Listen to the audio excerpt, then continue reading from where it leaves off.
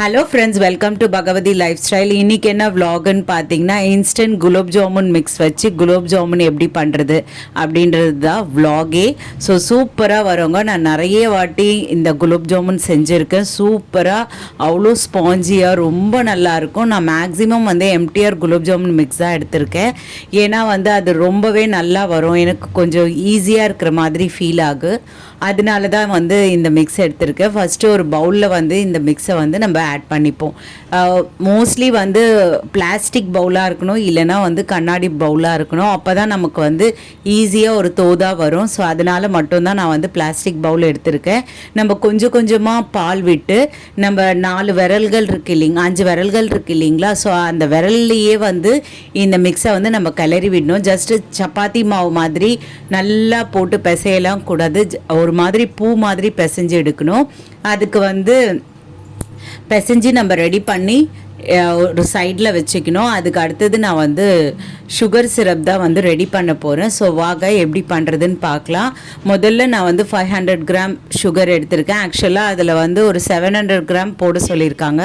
அது too much of சுகராக இருக்கும்ன்ற பட்சத்தில் நான் வெறும்னே 1/2 kg ஆஃப் சுகர் தான் எடுத்திருக்கேன். நான் இதை மெஷர்மெண்ட் கப்பில் எடுத்திருக்கேன். எந்த மெஷர்மெண்ட் கப்பில் நம்ம 1/2 kg சுகர் எடுக்கிறோமோ அதே அளவுக்கு தான் நம்ம தண்ணியும் எடுத்துக்கிறோம். ஸோ நான் இந்த மெஷர்மெண்ட் கப்பில் தான் நான் சுகர் எடுத்திருக்கேன். ஸோ இதே கப்பில் நான் தண்ணியும் ஆட் பண்ணிக்கிட்டேன்.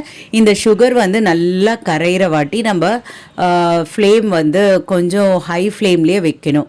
ஸோ அப்போ தான் சுகரை நல்லா கிளறி விடணும். அப்படியே விட்டுட்டு நம்ம சைடில் இருக்கக்கூடாது.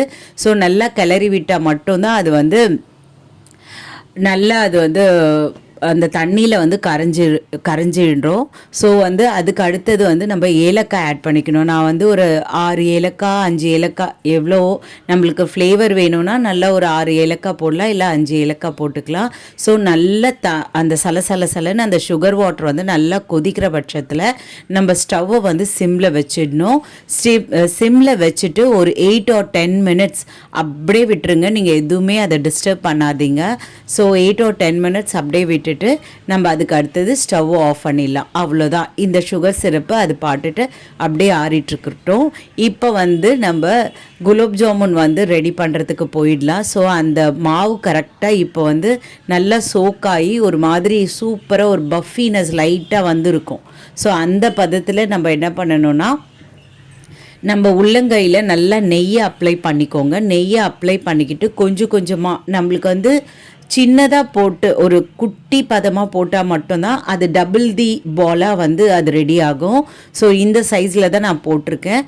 ஃபஸ்ட்டு நம்ம அந்த மாவு எடுத்துட்டு ஒரு கையில் அந்த பாமில் நல்லா ஒரு ப்ரெஸ் கொடுத்துட்டு அதுக்கு அடுத்தது பால் மாதிரி உருட்டிக்கோங்க. ரொம்பவே சூப்பராக எந்த ஒரு ஒரு மாதிரி கிராக் எதுவுமே இல்லாமல் சூப்பராக ஒரு பால் கன்சிஸ்டன்சிக்கு அழகாக வந்துடுங்க. அதில் எந்த ஒரு டவுட்டும் இல்லை.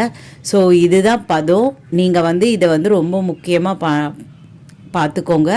அதுக்கு அடுத்தது நான் ஒரு இரும்பு கடாயில் எண்ணெயை விட்டுருக்கேன். ஸோ எண்ணெய் ஓவராக சூடாகவும் இல்லாமல் ரொம்ப சிம்மில் வச்சு சூடு பண்ணாமல் ஒரு மாதிரி மீடியம் ஃப்ளேமில் இருக்கணும். அப்போ தான் இந்த குலோப் ஜாமுன் நம்ம போட்டால் கரெக்டாக உள்ளவும் வேகும், மேலே நல்ல ஒரு கிறிஸ்பியான கன்சிஸ்டன்சியில் சூப்பராக இருக்குங்க. ஸோ இந்த மாதிரி பதத்தில் தான் நம்ம போடணும். அதுவும் நம்ம நல்லா கிளறலாம் கூடாது.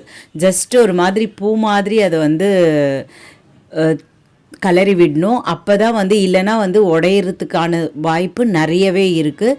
ஸோ பாருங்கள், இந்த கன்சிஸ்டன்சியில் நம்ம பாலை சேர்க்கணும். அதுவும் அதிக பால்லாம் நீங்கள் சேர்க்காதீங்க. ஜஸ்ட்டு ஒரு 7 or 8 நம்ம கடாய் எந்த அளவுக்கு இருக்கோ அந்த அளவுக்கு நம்ம சேர்த்து விட்டுக்கலாம். நம்ம பால் திரட்டிட்டோன்னு சொல்லிட்டு இருக்கிற எல்லாத்தையும் நம்ம அதில் ஒட்டுக்காக சேர்த்துட்டா அது சரியாக வராது. நான் பாருங்கள் ஒரு 7 or 8 அந்த மாதிரி தான் ஒவ்வொரு பேட்சில் நான் போட்டு எடுத்தேன். ஸோ எனக்கு ரொம்ப நல்லா இருந்தது. அதுக்குள்ளே இந்த சுகர் சிரப்பும் நல்லா ஆறி வரும். பாருங்கள், சூப்பராக வந்திருக்குங்க. எந்த கிராக்கும் இல்லாமல் எவ்வளோ அழகாக நல்ல ஒரு சூப்பராக இருக்கும். உள்ளே ஸ்பாஞ்சி ஒரு பஞ்சு வச்சா எப்படி இருக்கும் அந்த மாதிரி இருக்கும். மேலே நல்ல ஒரு கிறிஸ்பி லேயர் சூப்பராக இருக்குங்க.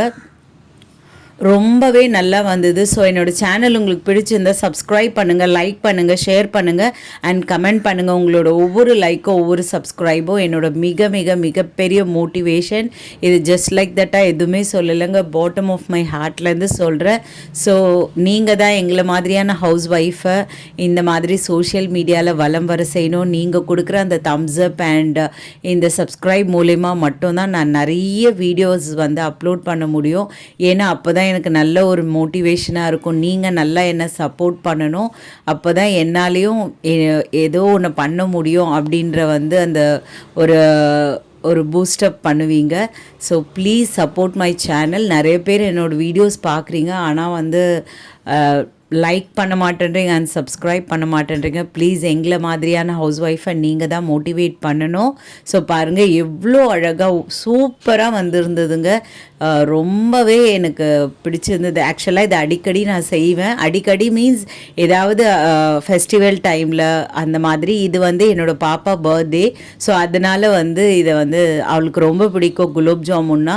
ஸோ பர்த்டேக்காக இதை செஞ்சேன். அதுவும் நிறைய சுட்டி குழந்தைங்கள்லாம் வருவாங்க பர்த்டேக்கு. ஸோ அவங்களுக்குமே குலோப் ஜாமுன்னா ரொம்ப பிடிக்கும். ஸோ அதனால் வந்து குலோப் ஜாமுன் பண்ணியிருந்தேன். பாருங்கள் எவ்வளோ சூப்பராக இருந்ததுங்க. எனக்கு ரொம்ப சந்தோஷமாக இருந்தது. அவ்வளோ நல்லா அழகாக வந்திருக்கு. ஸோ அதனால தான் நான் வந்து எம்டிஆர் மிக்ஸ் வந்து நான் எப்பயுமே அதுதான் வாங்குவேன். மற்ற பிராண்டை விட எம்டிஆரில் வந்து எனக்கு இந்த மாதிரி ஒரு பர்ஃபெக்டான கன்சிஸ்டன்சி எனக்கு கிடைக்கும். ஸோ அதுதான் எனக்கு ரொம்பவே முக்கியம். பாருங்கள் இந்த பிளேட்டை ஷேக் பண்ணால் ஒரு மாதிரி கடன்னு சவுண்டு வரும். அதுக்கு அடுத்தது அது அந்த பாலை உடச்சி பார்த்தோன்னா உள்ளே வந்து ஸ்பாஞ்சியாக இருக்கும். இப்போ நீங்கள் வந்து இந்த சுகர் சிரப்பில் வந்து சேர்த்து விட்டுடுங்க. சேர்த்து விட்டுட்டு ஒரு 30 மினிட்ஸ், ஒரு ½ அன் ஹவர் அப்படியே விட்டுடுங்க. அதை எதுவுமே டிஸ்டர்ப் பண்ணாதீங்க. அதுக்கு எடுத்து சாப்பிட்டு பார்த்தீங்கன்னா, அதுக்கு அடுத்தது சாப்பிட்டு பார்த்தீங்கன்னா அப்படியே உள்ளே இறங்குறதே தெரியாது, அழகாக இறங்குங்க. அந்த பால் சூப்பராக இருக்கும். ஸோ நீங்களும் ட்ரை பண்ணி பாருங்கள். இவ்வளோ நேரம் என்னோடய வீடியோ பொறுமையாக பார்த்ததுக்கு ரொம்ப ரொம்ப நன்றி. தேங்க்யூ ஸோ மச்ங்க. எப்படி இருக்குன்னு கமெண்ட் பண்ணுங்கள்.